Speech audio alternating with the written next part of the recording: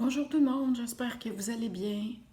Aujourd'hui, je vous souhaite la bienvenue à mon quatrième vlog. Je vais commencer en vous présentant les petits cadeaux que j'ai reçus. Et par la suite, je vous parlerai du projet de loi C-223 et S-233. Pour débuter, comme je vous ai promis, je vous ai dit que je vous montrerai ce que j'ai reçu. Donc, j'ai reçu ceci, des images de Nicole G. J'en ai reçu 24.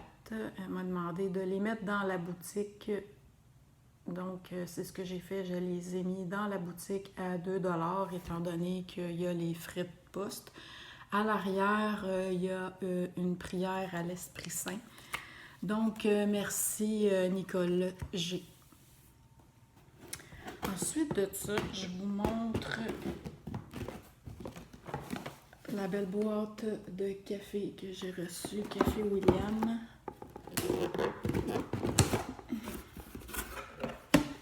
On trouve à l'intérieur une tasse, une belle tasse grise,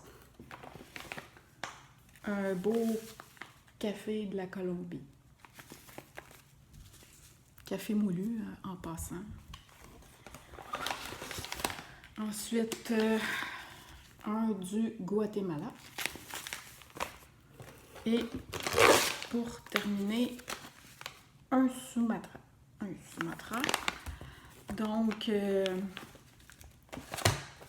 je les ai mis dans la boutique avec un don de 50 $. Vous pouvez choisir lequel de ces 4 articles vous désirez avec un don de 50 $. J'ai tout mis les articles dans la boutique dans le but de m'acheter une paire de bottes parce que là, mes finances sont vraiment catastrophiques et je n'ai pas de bottes. Donc, si vous désirez m'aider, allez faire un petit tour. Vous les trouverez tous dans la boutique. Mais si pour vous, c'est trop élevé, 50 $, vous pouvez aller simplement dans ma page contact. Vous pouvez faire simplement un virement de 1 $ ou même par carte de crédit ou autre. Là, j'ai toutes les options dans ma page contact avec voyons, je ne dirais pas, le don pour financement sociaux. Donc, c'est ça. On passe au prochain point. En passant, je voulais remercier tout le monde qui m'ont fait des beaux cadeaux. Ça m'aide vraiment beaucoup. Merci, merci, merci 1000 fois. Bon, maintenant, je vous parle du projet de loi C-223 et S-233. Mais là, vous allez me dire, là, c'est quoi cette affaire-là? C'est bien plate, des projets de loi. Mais c'est important, donc... Ben là, c'est quoi, pour commencer, C puis S? Bon, voilà, je vais vous expliquer c'est quoi la différence entre les deux. Les projets de loi ou les lois qui commencent par C, ce sont les lois fédérales, donc du Canada. Les projets de loi qui commencent par S, ce sont les projets qui se retrouvent au Sénat canadien. Bon, maintenant, ces deux projets-là, c'est des projets qui sont pour le revenu garanti de base que le gouvernement fédéral veut mettre en place. Vous pouvez le retrouver évidemment sur le site du Canada. Je vais vous mettre tantôt des petits screenshots, là, puis vous pourrez suivre les liens. J'ai lu le projet de loi. Ça parle évidemment d'un revenu de base garanti pour tous, sauf que on voit là que on ne sait pas trop si ça va, on ne sait pas trop ce qu'on va devoir faire pour obtenir ça. On comprend à travers ça que c'est évidemment pour aider les personnes à faible revenu, les sans-abri, etc., qu'à partir d'un certain seuil, probablement quelque chose comme 45 à 65 000 $ par année, c'est pas encore déterminé, que les personnes qui vont faire plus que ça n'auront pas le droit à ce revenu de base garanti. Donc, c'est vraiment un revenu de base pour subvenir à tous nos besoins, c'est-à-dire le logement, l'énergie, la nourriture et les vêtements, mais sans plus. C'est un petit peu l'équivalent de l'aide sociale ici, quoique l'aide sociale au Québec, on s'entend que c'est de la survie, c'est pas... Tu vis pas avec ça, là. Fait que c'est ça. Là, c'est à l'étude. Il y a un projet similaire au Sénat qui est présentement au Sénat. Il n'y a pas de montant prédéterminé parce que dans le document, quand on lit bien le projet, ça va être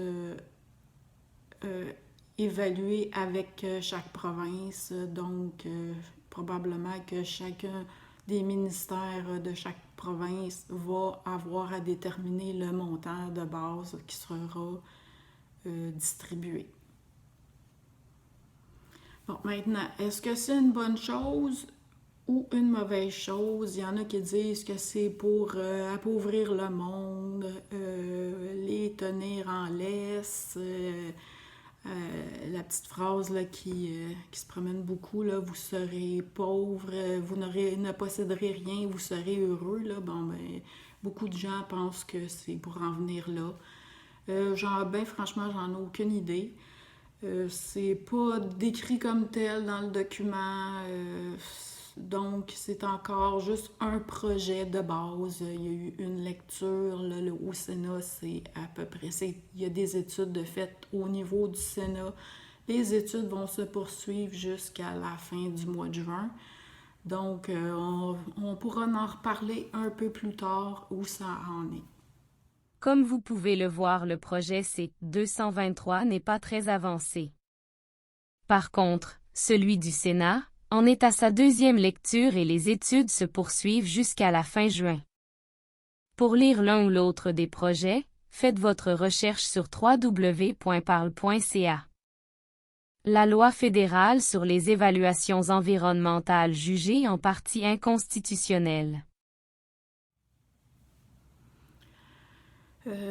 Maintenant, je vais vous parler de l'Alberta qui a gagné en Cour suprême contre le gouvernement Trudeau par rapport au C-69, c'est-à-dire que Trudeau avait décidé de couper la production de pétrole en Alberta pour l'environnement, au sujet de l'environnement.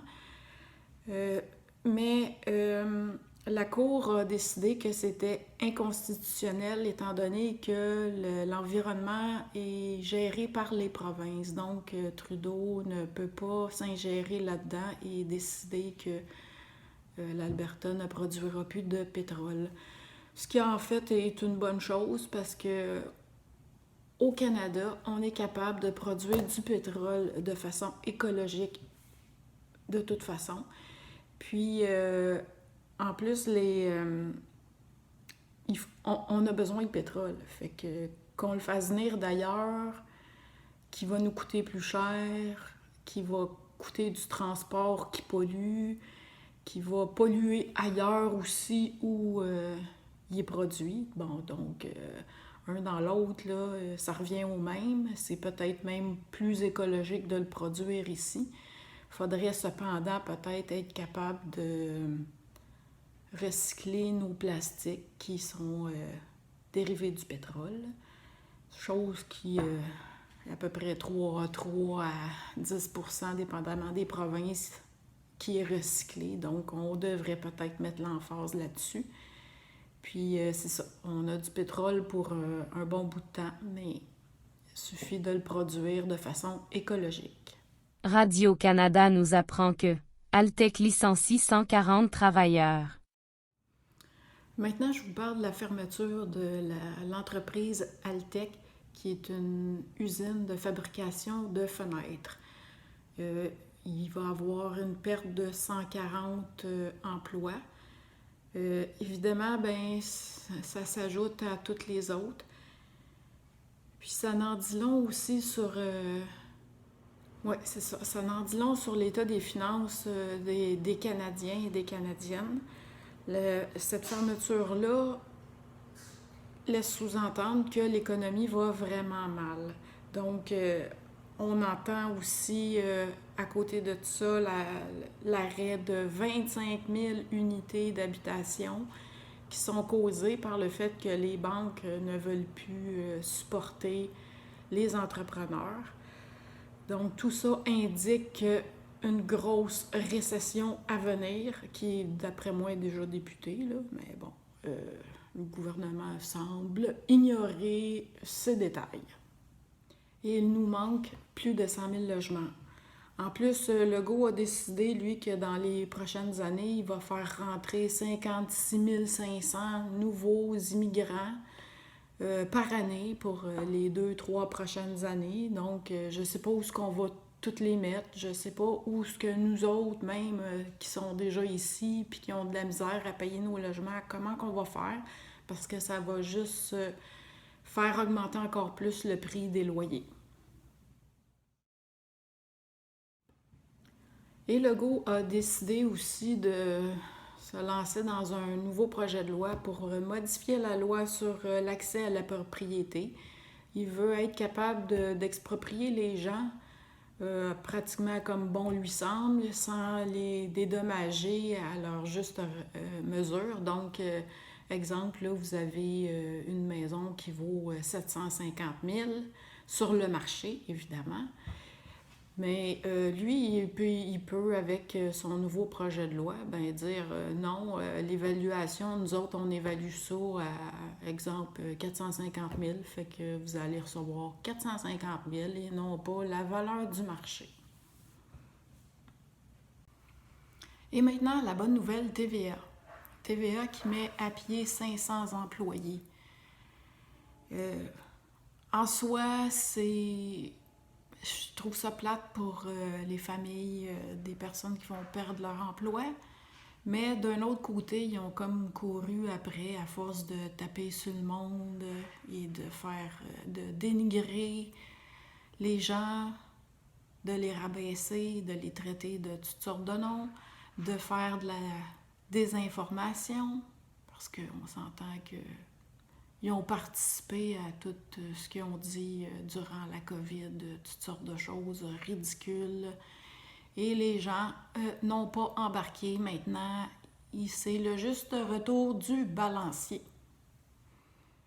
Là-dessus, je vous remercie de m'avoir écouté. N'oubliez pas de liker, commenter, partager. Je vous remercie. Bonne journée.